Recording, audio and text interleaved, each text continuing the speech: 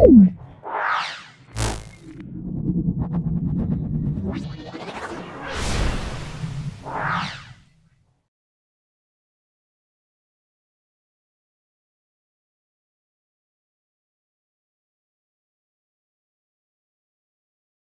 হলো Maynaguri Subhashnagar high school. দেখো আমরা সলভ করছি। ভিডিওটা কেমন লাগছে কমেন্ট সেকশনে কমেন্ট করবে, যদি ভালো লাগে লাইক করবে, যারা চ্যানেলটাকে সাবস্ক্রাইব করোনি চ্যানেলটাকে সাবস্ক্রাইব করে দেবে, বেল বাটনে ক্লিক করে দেবে। আমার পক্ষ থেকে সকলকে ধন্যবাদ ও শুভকামনা জানাচ্ছি। এসো আজকে ওজোন দেখে নাও। ওজোন গ্যাসের স্তর দেখা যায়, দেখে নাও ওজোন গ্যাসের স্তর দেখা যায়। এটা হলো আমরা বলবো স্ট্র্যাটোস্ফিয়ার। তাহলে ওজোন গ্যাসের স্তর আমরা দেখতে পাই কোথায়? অবশ্যই স্ট্র্যাটোস্ফিয়ারে। 1.2 32 গ্রাম মিথেন গ্যাসের ক্ষেত্রে অবস্থার সমীকরণটি হবে, খুব ভালো করে দেখে নাও। সেটা আমরা বলবো, দেখো PV equal to W by M. W মানে আমরা বলবো 32 আর এম মানে 16 আরটি। তাহলে পিভি ইকাল টু আমরা বলবো 2 আরটি। তাহলে আমরা বলবো পিভি ইকাল টু 2 আরটি। তাহলে কোন অপশানটায় বলবো? আমরা অপশান বি বলবো। তারপর দেখো 4 মোল, দেখো 4 মোল হাইড্রোজেনের সঙ্গে 2 মোল অক্সিজেন বিক্রিয়া করলে স্টিমের পরিমাণ কত হবে? সেটা হলো আমরা 4 মোল বলবো। প্লাস ও টু, এটা আমরা বলবো H2O। তাহলে এখানে আমরা 2 বলবো, এখানে 2 বলবো। এবার দেখো, তাহলে দেখো আমাকে বলেছে 4 মোল H2। তাহলে 4 মোল H2, তাহলে এখানে যদি 2 গুণ করে, তাহলে 4 মোল যদি H2 হয় তাহলে 2 মোল আমরা O2 বলবো। তাহলে এখানে তাহলে কত হবে? তাহলে 4 মোল স্টিম বা জল উৎপন্ন হবে। তাহলে 4 মোল হলো। তাহলে আমরা কত বলবো? অবশ্যই এখানে কত বলবো? 4 বলবে। তারপর দেখে নাও তাপীয় রোধের মাত্রা। এটা হলো তাপীয় রোধের মাত্রা। তাপীয় রোধের মাত্রা মনে রাখবে m to the power -1 m to the power -1 l to the power -3 t cube into কে, এটা মনে রাখবে। তারপরে দেখো বক্রতা ব্যাসার্ধ বৃদ্ধিতে গোলীয় দর্পণের ফোকাস দৈর্ঘ্য। বক্রতা ব্যাসার্ধ যদি বৃদ্ধি পায়, বক্রতা বৃদ্ধি পেলে গোলীয় আমরা জানি এফ সমান r/2। দেখে নাও, আমরা জানি এফ সমান r/2। দেখে নাও, তাহলে বক্রতা যদি বৃদ্ধি পায় তাহলে ফোকাস দৈর্ঘ্য কী হবে? অবশ্যই বৃদ্ধি পাবে, ফোকাস দৈর্ঘ্য বাড়বে, কারণ এফ সমান আমরা জানি এফ সমান r/2। তাহলে বক্রতা বৃদ্ধি পেলে ফোকাস দৈর্ঘ্য বাড়বে, অবশ্যই আমরা বলবো বাড়ে বলবো। দাড়ি কামানোর জন্য আমরা কোন দর্পণ ব্যবহার করি? এটা হলো অবতল দর্পণ ব্যবহার করি। তাহলে মুখের অবস্থান আমরা ফোকাস ও মেরুর মধ্যে থাকবে। তারপরে আধানের এসআই একক আমরা কি বলবো? কুলম্ব বলবো। 1 ওয়াট মানে আমরা বলবো 1 ওয়াট। 1 ওয়াট মানে আমরা এখানে কি বলবো? 1 ওয়াট বলতে কোনটা বোঝায়? এগুলো সবই ওয়াট বোঝায়, কিন্তু অপশন সি এটা কিন্তু ওয়াট বোঝাচ্ছে না, 1 ওয়াট বোঝাচ্ছে না। বাকিগুলো কিন্তু সব ওয়াট বোঝাচ্ছে। এগুলো মানগুলো তোমরা মনে রাখবে। এটা ওয়াট, এটা ওয়াট, এটা ওয়াট, সবগুলো ওয়াট বোঝাচ্ছে। তারপর দেখো কিন্তু এইটা কিন্তু ওয়াট বোঝাচ্ছে না। 1.9 চলে এসো। একটি ইউরেনিয়াম 235-98 এটা বিভাজনে কটা নিউট্রন সৃষ্টি হয়? একবার এখানে বিভাজনে 3টে নিউট্রন সৃষ্টি হয়। তাহলে অ্যান্সার 3টে বলবো। নিচের কোনটা পর্যায় ধর্ম নয়? সেটা আমরা বলবো অবশ্যই তেজস্ক্রিয়তা বলবো। তড়িৎযোজী, সমযোজী এবং অসমীবন দেখা যায়, এটা NH4Cl আমরা বলবো। তারপর দেখো তড়িৎ বিশ্লেষণের সময় কোনটি ক্যাথোডে মুক্ত হয়? এটা হলো H+ মুক্ত হয়। স্মেলিং সল্ট আমরা অ্যামোনিয়া বলবো। তাহলে আমরা বলবো অ্যামোনিয়া থেকে। জলের সঙ্গে বিক্রিয়া করে না, এটা কপার বলবো। কপার জলের সঙ্গে বিক্রিয়া করে না। তারপর দেখো OH মূলকযুক্ত অ্যালকোহল নয়, সেটা বলবো OH মূলকযুক্ত কিন্তু অ্যালকোহল নয়। যে যৌগটা অ্যালকোহল নয় সেটা C6H5O, এটা অ্যালকোহল নয়। তারপরে দেখে নাও বিভাগ ক্ষয়ে ওডিএস এর ফুল ফর্ম কি? আমরা বলবো ওজোন ডিপ্লেটিং সাবস্টেন্স। তারপরে ফায়ার ড্রাম আমরা বলি মিথেন হাইড্রেটকে বলবো, মিথেন হাইড্রেটের অপর নাম ফায়ার ড্রাম। বায়ুমণ্ডলে কোন স্তরে বেতার তরঙ্গ প্রতিফলিত হয়? তাহলে বেতার তরঙ্গ প্রতিফলিত হয় আমরা আয়নমণ্ডল বলবো বা থার্মোস্ফিয়ার বলবো। এটা আমরা কি বলবো? থার্মোস্ফিয়ার বলবো, থার্মোস্ফিয়ার বা আয়নমণ্ডল, থার্মোস্ফিয়ার বা আয়নমণ্ডল বলবো। স্থির চাপে -273 কে তাপমাত্রা, আয়তন 0, এটা 0 একদম হয় না, -273 সেন্টিগ্রেড তাপমাত্রায় এটা 0 হয়। তাহলে সেলসিয়াস স্কেলে পরম শূন্য উচ্চতার মান কত? -273 সেন্টিগ্রেড। তারপর দেখো কঠিন পদার্থের মধ্যে তাপ পরিবেশিত কণাগুলি স্থানচ্যুত ঘটে না। কঠিন পদার্থের সময় যখন তাপ পরিবহন ঘটে স্থানচ্যুত ঘটে না, তাহলে মিথ্যা হবে। স্টিল ল্যাম্পে আমরা প্রতিফল হিসাবে কি ব্যবহার? উত্তল দর্পণ ব্যবহার করব। কাঁচ নির্মিত কোনো লেন্সকে জলে ডুবিত করলে, তোমার জলে ডোবালে ফোকাস দৈর্ঘ্য লেন্সকে মানে কাঁচ নির্মিত কোনো লেন্সকে জলে ডোবালে ফোকাস দৈর্ঘ্য বৃদ্ধি পাবে। তারপরে 1 কুলম মানে আমরা বলবো 1 ইলেকট্রনের আধান। 1 ইলেকট্রনের আধান করলে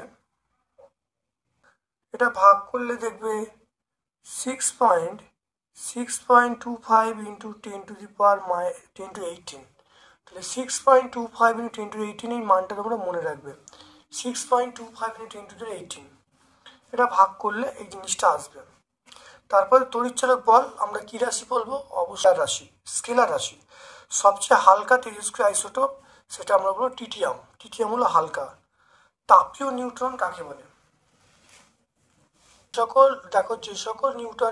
যে সকল নিউটনের গতিশক্তি 0.025 ইভি, অর্থাৎ 0.025 ইভি হবে, তাদেরকে আমরা তাপীয় নিউটন বলবো। অর্থাৎ তাপীয় নিউটন বলতে যে সকল নিউটনের গতিশক্তি 0.025 ইভি ইলেকট্রন ভোল্ট হবে, তাদেরকে আমরা তাপীয় নিউট্রন বলবো। ঠিক আছে। তারপর দেখো একটা ছক আছে, ছকটা দেখে নাও। অ্যাজুরাইট এটা আমরা কি বলবো? সিউ মানে কপার বলবো। দার্শনিকের উল এটা আমরা কি বলবো? জিঙ্ক বলবো। জেডেনও হয়, কিন্তু এর যে সঙ্গে যুক্ত সেটা জেডেন বলা আছে। তাহলে দার্শনিক উল আমরা জিঙ্ক অক্সাইডকে বলি, কিন্তু জিঙ্ক অক্সাইডে জিঙ্কের সঙ্গে জড়িত। পর্যায়তে প্রথম আদর্শ মৌল এটা আমরা বলবো, এটা এলাই বলবো, লিথিয়াম বলবো। সবচেয়ে ভারী ধাতু আমরা বলবো ওএস বা অসমিয়াম, ওএস বলবো। তারপর চলে এসো দ্বিবন্ধনযুক্ত একটি মৌলিক অণুর নাম, এটা আমরা অক্সিজেন বলবো।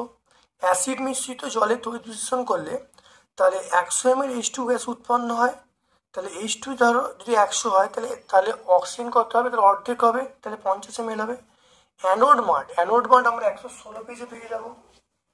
দেখে নাও অ্যানোডে উপস্থিত অশুদ্ধিগুলি অ্যানোডের নিচে কাদার মতো অবস্থান করে, একে আমরা অ্যানোড মাড বলবো। খুব ভালো করে মনে রাখবে।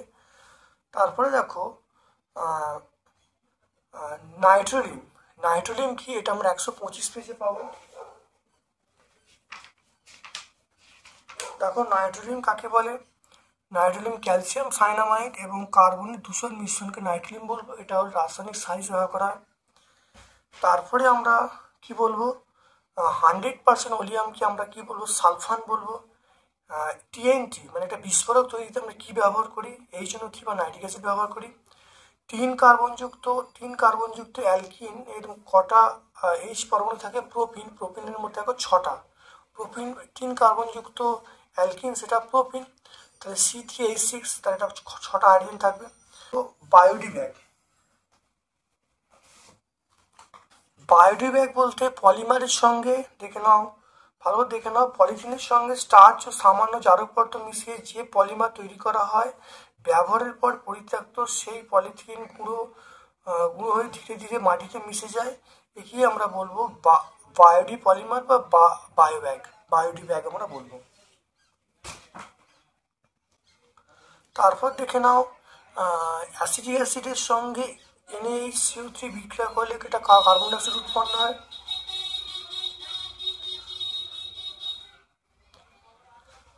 তারপর দেখো বিভাগ চলে এসো বিভাগ গয়ে ওজোন স্তর ধ্বংসে সিএফসির ভূমিকা। ওজোন স্তর ধ্বংসে সিএফসির ভূমিকা পেজ নাম্বার 4-এ তোমরা পেয়ে যাবে। দেখে নাও ভালো করে পেজ নাম্বার 4-এ। দেখো ওজোন স্তর ধ্বংসে দেখো সিএফসির ভূমিকা, আমরা এটা বলবো, এটা সিএফসির ভূমিকা, ভালো দেখে নাও। তারপরে চলে এসো এসটিপিতে। দেখে নাও এসটিপিতে নির্দিষ্টভাবে কোনো গ্যাসের আয়তন 52 মিটার কিউব, অপরিবর্তিত উষ্ণতায় সেটা হলো 104 সেন্টিমিটার চাপে গ্যাসটির আয়তন কত হবে? খুব ভালো করে দেখে নাও কীভাবে হবে, মনে দেখে নাও।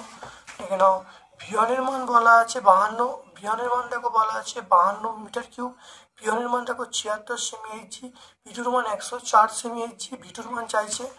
আমরা দেখো বয়েল সূত্র প্রয়োগ করলে ভিওয়ান সমান ভিটু, তাহলে ভিটুর মান চাইছে, দেখো ভিওয়ান ভিটু সব বসিয়ে দিলাম, 39 পেয়ে গেলাম। তাহলে আয়তনের মান আমরা পেয়ে গেলাম 39, তাহলে গ্যাসটার তাহলে অন্তিম আয়তন পেয়ে যাবো 39 মিটার কিউব। তারপরে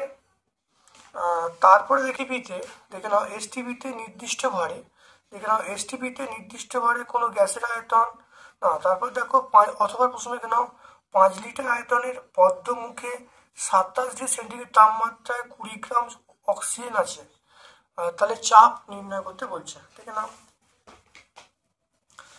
তাহলে দেখো ভি এর মান কত 5 লিটার, টি এর মান দেখো 27 প্লাস 273 মানে 300 কেলভিন, ডব্লিউর মান 20, আর এখানে এম এর মান কত? এম এর মান আমরা বলবো 32 গ্রাম, এম এর মান 32 গ্রাম পার মোল, এটা এম এর মান পেয়ে গেলাম। তারপরে দেখে নাও আর এর মান কত?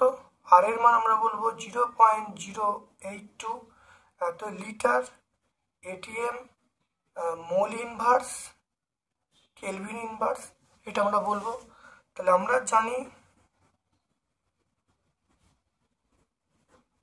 জানি PV equal to NRT, PV equal to N মানে আমরা বলবো ডব্লিউ বাই এম আর টি।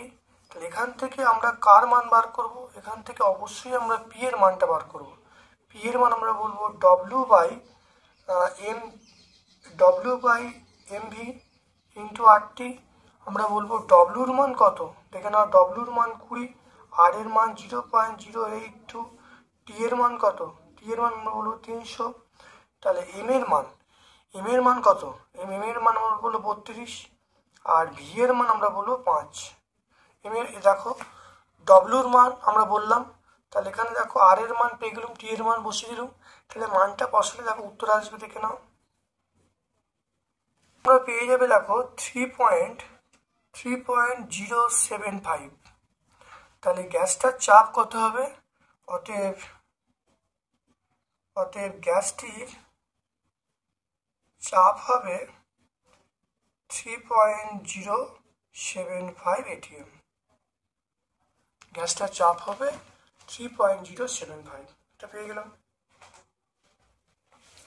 তারপর একটু দেখে নাও, সেটা দেখো পরের প্রশ্ন দেখো, একটি উত্তল দেখে নাও, একটি উত্তল লেন্স থেকে 20 সেন্টিমিটার দূরে একটি বস্তু রাখার ফলে বস্তুর প্রতিবিম্ব লেন্সের দিকে পাওয়া গেল না, তাহলে ফোকাস করতে হবে। মনে রাখবে যখন প্রতিবিম্ব পাওয়া যাবে না তার শর্ত হলো ইউ সমান এফ হবে, অর্থাৎ ইউ সমান এফ হলে প্রতিবিম্ব পাওয়া যাবে না। তাহলে ফোকাস যোগ করতে হবে, ফোকাস যোগ অবশ্যই আমরা 20 সেন্টিমিটার বলবো। প্রতিবিম্ব না পাওয়ার শর্ত হলো সেটা ইউ সমান এফ, তাহলে এফ এর মান আমরা বলবো 20 সেন্টিমিটার। তারপর দেখো তড়িৎচুম্বকীয় আবেগ সংক্রান্ত ফ্যারাডের সূত্রগুলো লিখতে বলছে, এটা 81 পেজে দেখে নাও, পেজ নাম্বার 81তে আমরা পেয়ে যাবো, খুব ভালো করে দেখে নাও, পেজ নাম্বার 81তে আমরা পাবো, একটু ভালো করে দেখে নাও। দেখো ফ্যারাডের সূত্র দেখে নাও, দেখো কোনো বদ্ধ কুণ্ডলীর সঙ্গে জড়িত চুম্বক পরিবর্তন হলে কুণ্ডলী আবিষ্ট হবে এবং কুণ্ডলী তড়িৎ প্রবাহ চলবে, এবং তারপর দেখো তড়িৎচুম্বকীয় আবেশের ক্ষেত্রে আবিষ্ট ইএমএফ এর মান কুণ্ডলীর সঙ্গে জড়িত চুম্বক প্রবাহের হারের সঙ্গে সমানুপাতিক হয়। খুব ভালো করে দেখে নাও এটা। তারপর দেখে নাও আমরা চলে আসছি পরেরটায়, সমযোজী ত্রিবন্ধনযুক্ত যৌগিক অণুর লুইস ডট দেখাতে বলেছে, এটা আমরা 109 পেজে পেয়ে যাবো, 109 পেজে।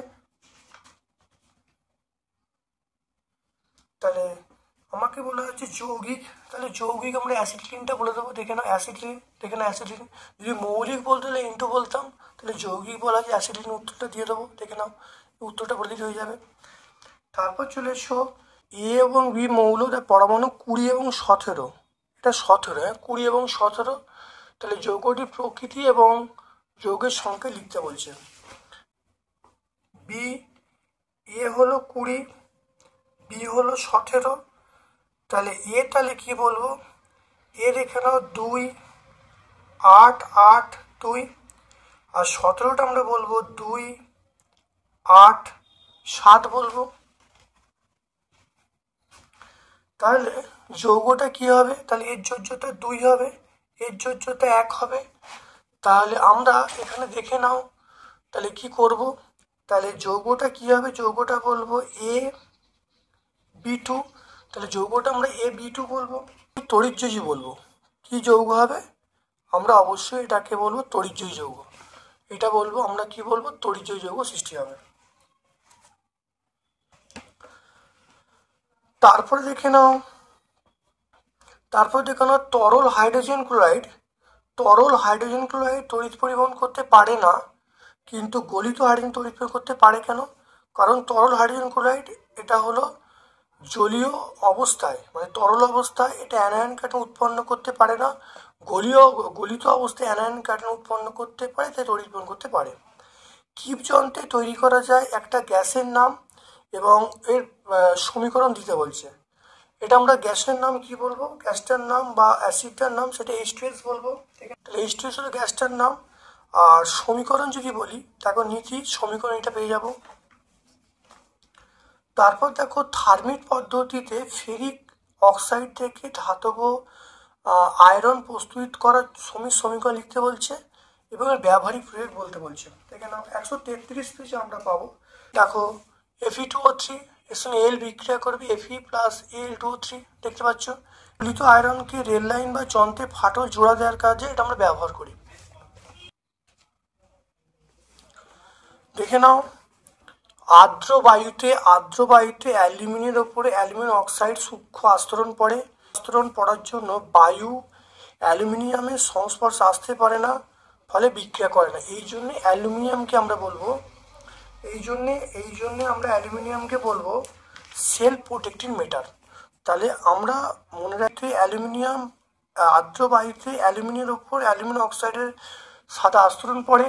এই আস্তরণ পড়ার জন্য অ্যালুমিনিয়াম এর সংস্পর্শে আসতে পারে না, বায়ুটা অ্যালুমিনিয়াম সংস্পর্শে আসতে পারে না, ফলে বিক্রিয়া করে না। এই জন্য একে আমরা বলবো সেটা হলো সেলফ প্রোটেক্টিং মেটাল বলবো। তারপর থেকে এলপিজি উৎস তোমরা 143 পেজে পাবে। তাহলে এলপিজি আমরা বলবো আংশিক পাতন প্রক্রিয়ায় পেট্রোলিয়ামের সঙ্গে এলপিজি আমরা পাই। তারপর দেখে নাও রূপান্তর করতে বলছে, এটা 145 পেজে পাবে।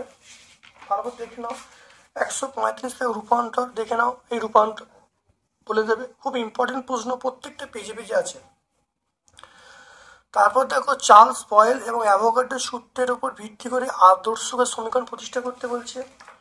এবছরের পরীক্ষায় অত্যন্ত কমন প্রশ্ন কিন্তু এইটা দেখা যাচ্ছে, প্রত্যেকটা পেজে আছে, খুব ভালো করে পড়বে। দেখে নাও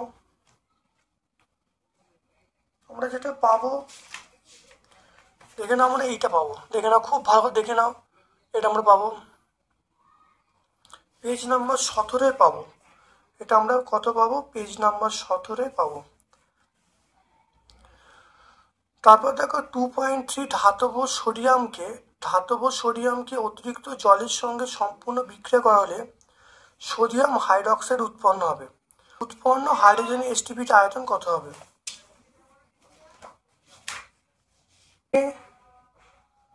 তার সঙ্গে জল বিক্রিয়া করানো হচ্ছে, বিক্রিয়া যেটা আমরা বলবো NaOH প্লাস হাইড্রোজেন, দুটো, তাহলে এখানে আমরা 2 করব। দেখে না ভালো করে, তাহলে এবার দেখে নাও, তাহলে সোডিয়াম মানে আমরা 23 বলবো, তাহলে 2 × 23 গ্রাম, 2 × 40 বলবো গ্রাম, আর হাইড্রোজেন মানে আমরা কত 2 গ্রাম বলবো। দেখে নাও তাহলে আমরা বলবো 2 ইন্টু 23 গ্রাম Na থেকে NOH মানে সোডিয়াম হাইড্রোক্সাইড পাওয়া যাবে কত দেখে নাও 2 ইন্টু 40 গ্রাম দেখতে পাচ্ছ। তাহলে 1 গ্রাম সোডিয়াম থেকে NOH বা সোডিয়াম হাইড্রোক্সাইড পাওয়া যাবে 2 ইন্টু 40 বাই 2/23 আর কত বলা আছে 2.3 গ্রাম বলা আছে। তাহলে 2 ইন্টু 40 ইন্টু 2.3 বাই 2 ইন্টু 23 ভালো দেখে নাও এই 2 দিকে কেটে গেল তাহলে এটা দেখে নাও তাহলে 40 ইন্টু 23 বাই 23 ইন্টু 10 এটা কেটে দাও এটা কত হবে 4 হয়ে যাবে। তাহলে অ্যান্সার আমরা পেয়ে যাব 4 গ্রাম। তাহলে অ্যান্সার পেয়ে গেলাম 4 গ্রাম। এরপর দেখো তাহলে এটা 4 গ্রাম পেয়ে গেলাম। এরপর দেখো উৎপন্ন হাইড্রোজেনের এসটিপিতে আয়তন কত 2 গ্রাম। 2 গ্রাম মানে আমরা কত বলবো 2 গ্রাম মানে 1 মোল বলবো। তাহলে 2 গ্রাম বা 1 মোল H2 আয়তন আমরা কত বলবো সেটা বলবো 22.4 লিটার। তাহলে আমরা কত বলবো এটা আমরা এসটিপিতে বলবো 22.4 লিটার। দেখে নাও তাহলে কি হলো তাহলে এই সোডিয়াম থেকে এই পরিমাণ সোডিয়াম থেকে সোডিয়াম হাইড্রোক্সাইড পাওয়া যাচ্ছে 2 ইন্টু 40 গ্রাম একে কত আর 2.3 কত করলে দেখো ক্যালকুলেশনগুলো পেয়ে যাচ্ছে 4 গ্রাম। তাহলে এবার দেখো এখানে 1 মোল মানে কত 1 মোল মানে আমরা বলবো 22.4 লিটার। পৃথিবীতে 89.6 গ্রাম অ্যামোনিয়া প্রস্তুত করতে কত গ্রাম অ্যামোনিয়া ক্লোরাইডের সঙ্গে কলিচুন ব্যবহার করতে হবে NH4Cl প্লাস CaOH হোল 2 এটা আমরা বলবো NH3 বলবো এটা CaCl2 বলবো এটা আমরা জল বলবো। খুব ভালো করে দেখে নাও এটা খুব ভালো করে। তাহলে এবার দেখে নাও 2 এটা 14 প্লাস 4 Cl মানে 35.5 এটা করলে যেটা আসবে আমরা 107 গ্রাম বলবো। অ্যামোনিয়া মানে 2 এটা 14 প্লাস 3 এটা কত বলবো 34 গ্রাম বলবো।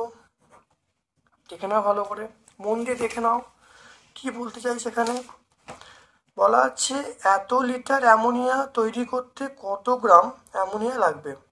দেখে নাও এত লিটার অ্যামোনিয়া তৈরি করতে তাহলে অ্যামোনিয়া এখানে কত অ্যামোনিয়া দেখো এখানে 2 মোল মানে 2 ইন্টু 22.4 লিটার। তাহলে আমরা বলবো 2 ইন্টু 22.4 লিটার অ্যামোনিয়া উৎপন্ন করতে দেখো NH4Cl লাগে কত NH4Cl লাগে কত 107 গ্রাম। দেখে নাও 107 গ্রাম। তাহলে এইটা রাখো 7 গ্রাম।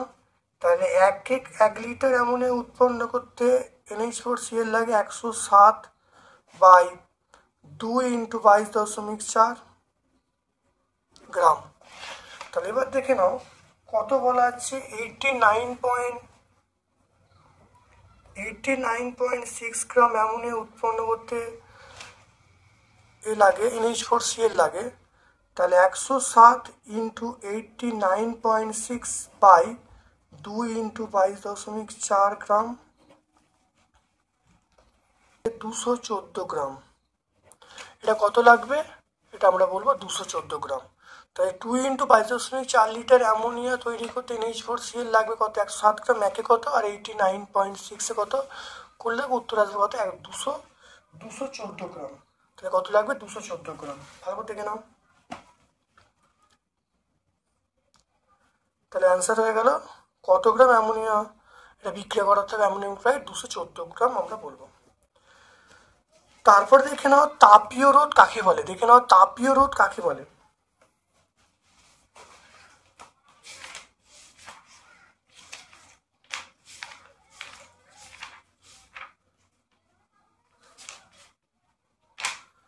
দেখে নাও তাপীয় রোধ বলতে, দেখো তাপীয় রোধ বলতে এই যে রাশিমালাটাকে আমরা তাপীয় রোধ বলবো।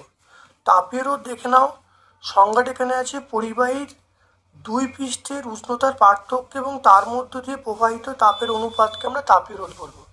এর একক হলো কেলভিন ওয়াট ইনভার্স, এটা লিখবো।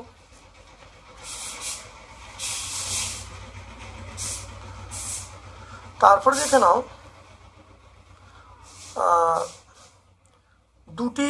নাও দুটি দণ্ডের বেদ প্রস্থচ্ছেদ ক্ষেত্রফলের অনুপাত বলা আছে, তাপীয় রোধ অনুপাত কত হয় ভালো দেখে নাও। আরটি আমরা বলবো ডি বাই কে, এটা তাপীয় রোধের সমীকরণ, এটা আমরা জানি। তাপীয় রোধ আমরা কি বলবো ডি বাই কে। এবারে প্রথম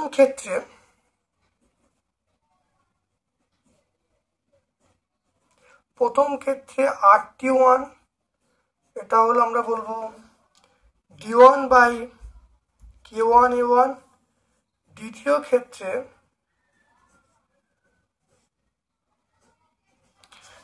ক্ষেত্রে আরটি টু, এটা বলবো D two by K two A two.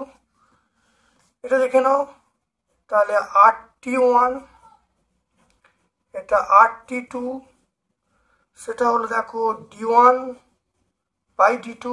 যদি দুটোকে বাই করি দেখো এটা আমরা বলবো K two by K one, আর এটা বলবো A two by A one. যদি দুটোকে বাই করি তাহলে আমরা যদি এটা বাই এটা করি দেখো করলে দেখো এই জিনিসটা আসবে D one by D two into K two by K one into A two by A one. এবার দেখো অঙ্কটা চলে এসো, দেখো বেদ প্রস্থচ্ছেদ এবং পরিবাহিতাঙ্কের অনুপাত বলা হচ্ছে 1:2। তাহলে এখানে আমরা পাচ্ছি, দেখে নাও প্রশ্ন অনুসারে আমরা পাচ্ছি, তাহলে দেখো D one by D two, এটা আমরা 1/2 পাবো। তারপরে K one by K two, এটা আমরা 1/2 পাবো। তারপরে দেখো A one by A two, আমরা এটাকে এ ওয়ান বাই এ টুটাকে আমরা কত পাবো, এটা আমরা 1/2 পাবো। এবার দেখো D one by D two আমরা 1/2 বসালাম। এবার দেখো K two by K one, তাহলে উল্টে যাবে, তাহলে উল্টে গেলে আমরা 2/1 বলবো। দেখো A one by A two half বলা আছে, তাহলে এটা বলা আছে A two by A one, তাহলে এটা উল্টে যাবে, তাহলে উল্টে গেলে 2/1 হবে। তাহলে এটা কেটে গেল, তাহলে 2/1 হয়ে গেল। তো আমরা এখানে পেয়ে যাবো RT one is to RT two, এটা কত, এটা আমরা বলবো 2:1। অ্যান্সার হলো 2:1। দেখে নাও কাঁচের পাত্র গরম করার সময় লোহার তারজালি ব্যবহার করা হয় কেন? কারণ লোহাটা হলো তাপের সুপরিবাহী হওয়ার জন্য। তাহলে আমরা লোহাটা তাপের সুপরিবাহী, এটাই আমরা সেই জন্যই আমরা ব্যবহার করি। এবার দেখো তড়িৎ কোষ এবং তাপীয় রোধের মধ্যে তুলনা দেখে নাও। তড়িৎ রোধ এবং তাপীয় রোধের মধ্যে তুলনা দেখে নাও, পেয়ে যাবে, দেখে নাও তুলনাটা পেয়ে যাবে। চলে এসো তারপরে প্রমাণ করো প্রিজমের ক্ষেত্রে চ্যুতিকোণের রাশিমাল ডেল্টা সমান I1 প্লাস I2 মাইনাস এ। বছরে 2025 মাধ্যমিক পরীক্ষার জন্য অত্যন্ত ইম্পর্টেন্ট প্রমাণ এইটা। দেখো যতগুলো আমি পেজ করিয়েছি, ধরো এবিটিএ বলো, তারপর রায়ন মার্টিন বলো বা প্রশ্ন প্রস্তুতি বলো, প্রত্যেকটা পেজে কিন্তু এই প্রশ্নটা কমন। সুতরাং তোমরা খুব ভালো করে কিন্তু এই উত্তরটা কিন্তু প্র্যাকটিস করবে এবং পরীক্ষায় কিন্তু আসবে। খুব ভালো করে দেখে নাও, আমি তোমাদের পেজ নাম্বারটা বলে দিচ্ছি, দেখে নাও পেজ নাম্বার 45 তোমরা পাবে। দেখো এই প্রমাণটা খুব ইম্পর্টেন্ট প্রমাণ।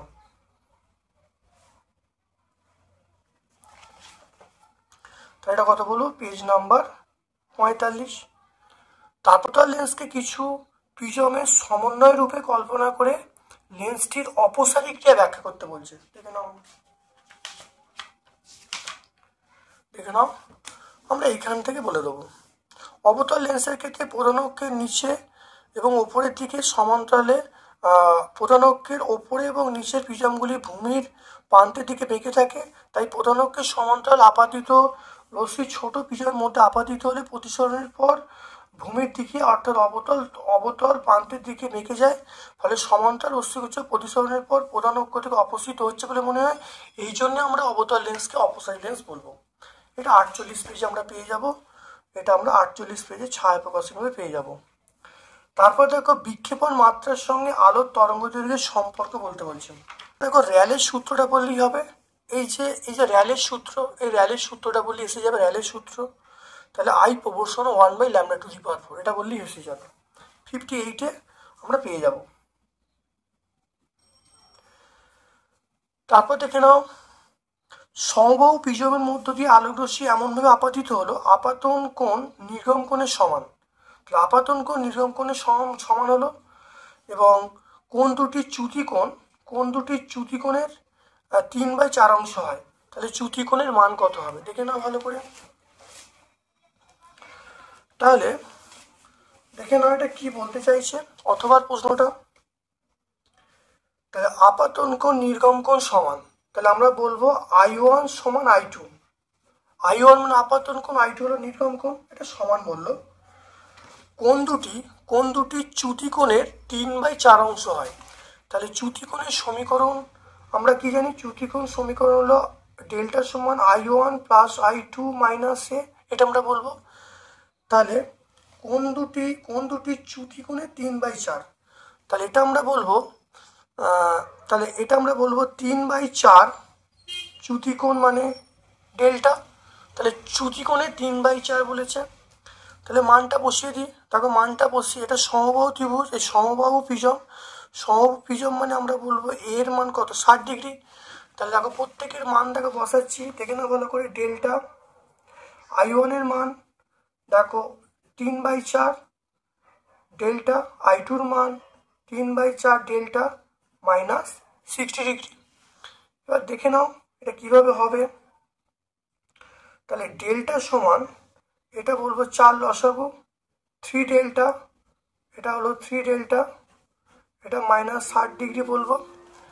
এটা দেখে নাও, তাহলে ডেল্টা সমান এটা হলো 6 ডেল্টা বাই 4 মাইনাস 60 ডিগ্রি। এখান থেকে পেয়ে যাব, দেখে নাও এটা দিকে যাচ্ছে, তাহলে 6 delta by 4 minus delta equal to 60 degree. দেখতে পাচ্ছ এটা? তাহলে এখান থেকে দেখো 6 ডেল্টা মাইনাস 4 ডেল্টা বাই 4, এটা আমরা কত? 60 ডিগ্রি বলবো।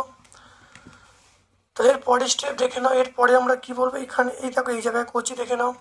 তাহলে 2 ডেল্টা বাই 4, এটা আমরা বলবো 60 ডিগ্রি। দেখে নাও, তাহলে এটা কাটাকুটি করলে 2 হবে। তাহলে আমরা ডেল্টার মান কত পেয়ে যাবো? 120 ডিগ্রি পেয়ে যাব। তাহলে অতএব আমরা চ্যুতি কোণ কত বলবো? দেখে নাও, চ্যুতি কোণ বলবো কত? এটা 120 ডিগ্রি। তাহলে মনে রাখতে হবে এখানে I1 সমান I2 সমান 3/4, কারণ চ্যুতি কোণের 3/4 এটা বলা আছে। এটা আমরা জানি যে ডেল্টা সমান I1 প্লাস I2 মাইনাস এ মানে প্রিজম কোণ। সমবাহু ত্রিভুজ হওয়ার জন্য আমরা প্রিজম কোণ 60 ডিগ্রি। প্রত্যেকের মান বসিয়ে দেখো সমাধান করেছি। সমাধান করে দেখো আমি পাচ্ছি, দেখো ডেল্টার মান পেয়ে গেলাম, দেখো 120 ডিগ্রি। খুব ইম্পর্টেন্ট অঙ্ক কিন্তু, এরকম অঙ্ক কিন্তু পরীক্ষায় পড়ার সম্ভাবনা আছে।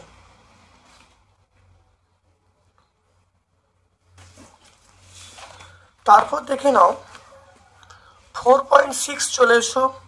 পরিবাহী রোধ কোন কোন বিষয়ের উপর নির্ভর করে? পৃথিবীর বিভব কত? তাহলে প্রথম উত্তর দিয়ে পৃথিবীর বিভব আমরা বলবো 0 ভোল্ট। পৃথিবীর বিভব আমরা বলবো 0 ভোল্ট। পরিবাহী রোধ কোন কোন বিষয় নির্ভর করে দেখে নাও। দেখে নাও পরিবাহী রোধ নির্ভর করে, দেখো দৈর্ঘ্যের উপর নির্ভর করছে, এটা ব্যাখ্যা করবে। আর পরিবাহী রোধ নির্ভর করছে প্রস্থচ্ছেদের উপর। এই দুটো পয়েন্ট তোমরা বলে দিলেই হবে। তাহলে এটা পেজ নাম্বার 66-এ আমরা পাবো, পেজ নাম্বার 66। তারপর দেখো 42 ওহম রোধের মধ্য দিয়ে 5 অ্যাম্পিয়ার তড়িৎ প্রবাহিত হচ্ছে, কত সময় ধরে প্রবাহিত হলে 30,000 ক্যালোরি তাপ উৎপন্ন হবে? দেখে নাও, এটা 4 পয়েন্টটা এখানে বলছে 42 ওহম, আর এর মানটা 42 ওহম। আই এর মানটা 5 অ্যাম্পিয়ার, আর এইচ এর মানটা বলা আছে 30,000 ক্যালোরি। তাহলে টি এর মানটা চাইছে, সময়টা চাইছে। তাহলে আমরা জানি তাহলে এইচ সমান আমরা বলবো I² RT বাই জে। প্রত্যেকের মান বসে দাও, এটা হলো 30,000, আয়ের মান কত? আয়ের মান হলো আমরা বলবো 5 স্কোয়ার, আর এর মান 42 ইন্টু টি। জি এর মান আমরা কত বলবো? 4.2 বলবো। জি এর মান 4.2 জুল পার ক্যালোরি। তাহলে এখান থেকে দেখে নাও, আমি টি এর মানটা বার করছি। টি এর মান হলো 30,000 ইন্টু 4.2, এটাকে ভাঙলে দেখো 25 হবে, এটা করলে কত হবে? 42 হবে। দেখে নাও, তাই টি এর মান দেখো 30,000 ইন্টু 42 বাই 25 ইন্টু 42, 10। দেখো 42 কেটে গেল, শূন্যগুলো কেটে গেল, তাহলে 3000 বাই 25, 3000 বাই নাও, তাহলে টি এর মান আমরা পেয়ে গেলাম 120। তাহলে সময় কত? তাহলে নির্ণয় সময় আমরা পেলাম 120 সেকেন্ড। 120 সেকেন্ড মানে আমরা যদি মিনিটে চেঞ্জ করি তাহলে বলবো 2 মিনিট, এটা আমরা বলবো। দেখে নাও ভালো করে, ক্যালকুলেশন করলে আমরা কিন্তু উত্তর পেয়ে যাব। খুব ভালো করে দেখে নাও, আর এর মান, আয়ের মান, এইচ এর মান দেওয়া আছে, টি এর মান চাইছে, আর জি এর মান মনে রাখবে, জি এর মান আমরা বসাচ্ছি 4.2 জুল পার ক্যালোরি। এই মানটা বসালাম, বসিয়ে দিয়ে আমি এখান থেকে টি এর মান পেয়ে গেলাম। ক্যালকুলেশন করতে আমি পেয়ে গেলাম টি মানে 120। তাহলে সময় হলো 120 সেকেন্ড, মিনিটে চেঞ্জ করলে 2 মিনিট আমরা বলবো। তারপর দেখে নাও 4.7 ওহমের সূত্র বিবৃত করতে বলছে, গাণিতিক রূপ লিখতে বলছি।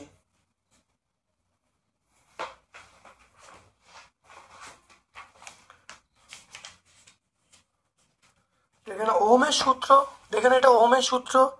কোনো পরিবাহী তাপমাত্রা অন্যান্য ভৌত অবস্থা অপরিত থাকলে পরিবাহী দু প্রান্তের প্রবাহ মাত্রা তার পরিবাহীর মধ্য দিয়ে প্রবাহ মাত্রা তার বিভব প্রভেদের সমানুপাতিক হয়। ব্যাখ্যাটা এইটা, ধরি একটা পরিবাহী দু প্রান্ত, এটা এ আর বি, বিভব হলো সেটা VA VB, VA greater than VB. তাহলে এখান থেকে তো আই প্রবাহ মতে যাচ্ছে, তাহলে আমরা বলতে পারি I proportional VA minus VB. তাহলে এখান থেকে আমি বলতে পারি দেখো, তাহলে ভিএ মাইনাস ভিবি সমান কে আই। তাহলে আরেকটা স্টেপ বাইরে বার করে দেবে, আরেকটা স্টেপ করে দেবে, ভি সমান কে এর জায়গায় আর করে দেবে, তাহলে ভি সমান আই আর। তাহলে এটা আমরা পেয়ে যাবো পেজ নাম্বার 64-এ আমরা পেয়ে যাব, পেজ নাম্বার 64। তারপরে দেখো এখানে দেখো, এখানে দেখো একটা আলফা কণা বেরোচ্ছে, দুটো বিটা কণা বেরোচ্ছে। তাহলে কে ভর দেখে নাও কি হবে। একটা আলফা কণা যখন বেরোবে তাহলে ভর সংখ্যা 4 কমলো, ভর সংখ্যা 4 কমা মানে আমরা 234 বলবো। আর এখানে দেখে নাও 2 কমবে, 2 কমবে মানে 90 বলবো, এটা কিন্তু 90।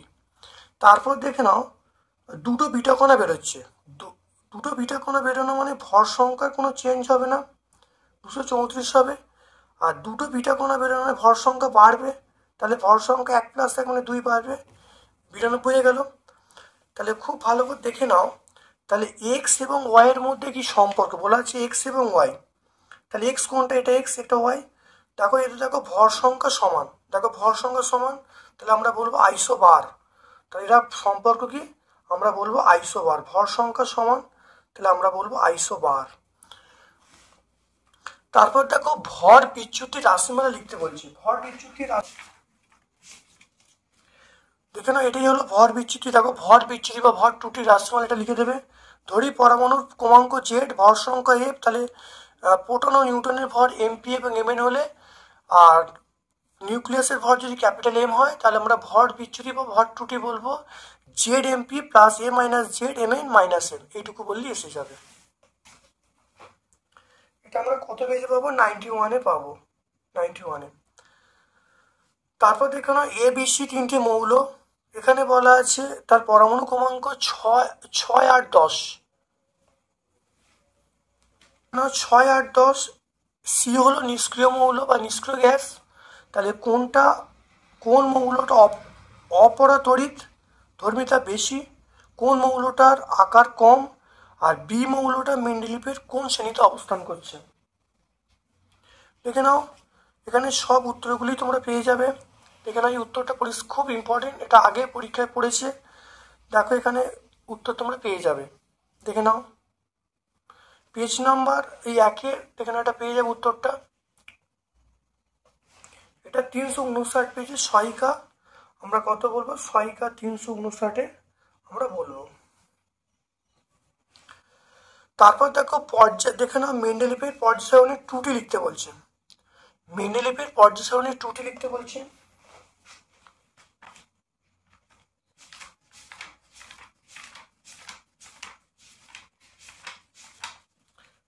দেখো না, মেন্ডেলিভের পর্যায় সারণীর দেখো অনেকগুলো ত্রুটি আছে, তোমরা 1, 2, 3টে পয়েন্ট লিখে দেবে, লিখে দিলে হয়ে যাবে।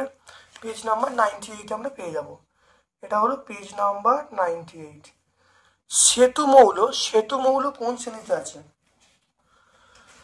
সেতু মৌল আমরা যেগুলো বলবো এই সেকেন্ড, এই দেখে নাও এই মৌলগুলো, অর্থাৎ lithium, beryllium, boron, carbon, nitrogen, oxygen, fluorine, এই মৌলগুলোকে আমরা সেতু মৌল বলবো। তাহলে সেতু মৌল হলো এই 2 নম্বর পর্যায়ের মৌলগুলোকে। তাহলে 2 নম্বর পর্যায়ের মৌলগুলোকে আমরা সেতু মৌল। তারপর দেখো তড়িৎ লেপন কি উদ্দেশ্য কি? তড়িৎ লেপন কাকে বলে? অপেক্ষিত বেশি সক্রিয় ধাতু বা ধাতু সংকর এর তৈরি, অপেক্ষিত বেশি সক্রিয় ধাতু বা ধাতু সংকর যেমন লোহা, তামা, পিতল এর তৈরি বস্তুর উপর তড়িৎ বিশ্লেষণ পদ্ধতিতে কম সক্রিয় ধাতুর উপর প্রলেপ দেওয়াকে আমরা তড়িৎ লেপন বলবো। উদ্দেশ্য কি? উদ্দেশ্য হলো যে অক্সিজেন জলীয় পদার্থ থেকে রক্ষা করা, তারপরে বস্তুর উজ্জ্বলতা বৃদ্ধি করা, দীর্ঘস্থায়ী করা, আকর্ষণীয় করা, এগুলো উদ্দেশ্য। এটা আমরা 116 পেজে পেয়ে যাব। এটা আমরা কত পাবো? পেজ নাম্বার 116 পেয়ে যাব। স্পর্শ পদ্ধতিটা ব্যাখ্যা করতে বলছে। স্পর্শ পদ্ধতি দেখে নাও, স্পর্শ পদ্ধতি অনেকবার হয়েছে, তবুও একবার পেজ নাম্বার বলে দিচ্ছি, দেখে নাও। স্পর্শ পদ্ধতি দেখে নাও। স্পর্শ পদ্ধতি দেখো 3টে স্পর্শ পদ্ধতি দেখো 3টে ধাপ আছে, 1টা 2টো দেখো 3টে ধাপ আছে, ভালো করে বলে দেবে। স্পর্শ পদ্ধতি পেজ নাম্বার তোমরা 127 পাবে। তাহলে স্পর্শ পদ্ধতি এটা আমরা 127 পাবো। নেসলার বিকারক কাকে বলে? দেখে নাও, নেসলার বিকারক কাকে বলে? নেসলার বিকারক হলো পটাশিয়াম মার্কিউরেট আয়োডাইডের ক্ষারীয় দ্রবণ, এর সাহায্যে আমরা অ্যামোনিয়াকে শনাক্ত করি। এটা পেজ নাম্বার 120তে আমরা পাবো। এটা আমরা পাবো পেজ নাম্বার 120। দেখে নাও, এটা 120তে আমরা পাবো। ইথানল দেখে নাও, ইথানলকে গাঢ় স্টোভ দ্বারা উত্তপ্ত করলে কি ঘটবে? ইথানলকে গাঢ় স্টোভ উত্তপ্ত করলে দেখো, নির্জল ইথানলকে গাঢ় স্টোভ দ্বারা 170 ডিগ্রি সেন্টিগ্রেড আমরা উত্তপ্ত করলে তাহলে সেটি নিরুদিত হয়ে ইথিন বা ইথিলিন উৎপন্ন করে। যেখানে বিক্রিয়াটা বলে দেবে, সেটা আমরা 147 পেজে পাবো। তাহলে পেজ নাম্বার কত? তাহলে পেজ নাম্বার আমরা বলবো 147। তারপর দেখো CH2 ডবল বন্ড CH2 এর ইউপ্যাক নাম কি? দেখে নাও, ইউপ্যাক নাম কি দেখে নাও। দেখে নাও, ইউপ্যাক নাম আমরা কি বলবো? ইথিন বলবো। তাহলে ইউপ্যাক নাম আমরা কি বলবো? ইথিন। এর ইউপ্যাক নাম আমরা বলবো ইথিন। তারপর দেখো ABC কে শনাক্ত করতে, ভালো করে দেখে নাও, খুব ইম্পর্টেন্ট। এরকম কিন্তু মাধ্যমিক পরীক্ষায় পড়ার সম্ভাবনা প্রবল, খুব ভালো করে দেখে নাও কিভাবে হবে।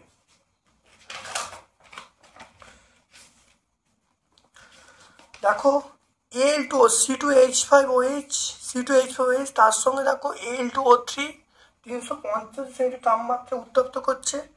তাহলে এ মৌলটা কি হবে? মনে রাখবে, এ মৌলটা আমরা বলবো ইথিলিন। তাহলে এ মৌলটার নাম আমরা বলবো, এ মৌলটা হবে কি বলতো? সেটা ইথিলিন। অর্থাৎ